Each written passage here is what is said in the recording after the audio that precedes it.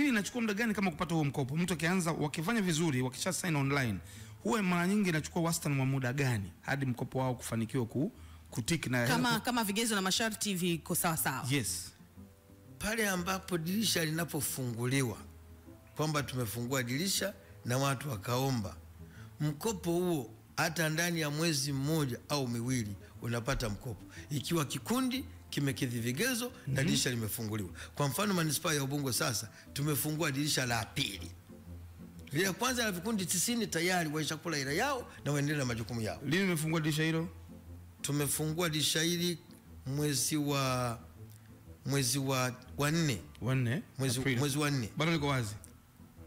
Dirisha la kwanza mwezi wa 3 ndio shapata mikopo yao. Ili dirisha ambayo nazungumza sasa ndio tumefungua juzi. Nimefunguliwa mwezi wa 5. Mei. Kwa hiyo watu wanaendelea mwezi uliopita. Mwezi uliopita. Watu wanaendelea sasa kujisajili kwa changamoto hiyo fursa.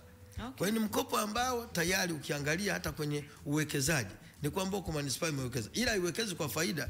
Ni kwamba wewe tengeneza, kopa, fanya biashara, rudisha mkopo na mwingine afanyeje aweze kukopa, kwa sababu mkopo unazunguka kwa kila vikundi na bado haina riba. Haina riba. Yani hiki ndio kwanza kabisa kwa Tanzania. Tumshukuru sana Rais wa Jamhuri ya Muungano Daktari Samia Suluhu Hassan kwa kuridhia kwamba mkopo uendelee kutolewa bila riba kuwasaidia Watanzania. Nimeshukuru sana kwa hilo, na ni kweli kabisa anapaswa kupewa sifa yake kabisa Rais wetu Dr. Samia Suluhu Hassan. Tena kuishia hapo, mkopo ulikuwa upitie na kwenye mabenki.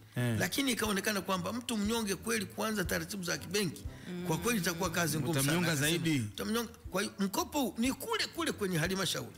Mnaingiziwa fedha zenu kwenye akaunti zenu, nyinyi wenyewe mwende mkafanye. Bonge la wazo. Ile nimependa. Wamepunguza ukiritimba, yani ile urasimu.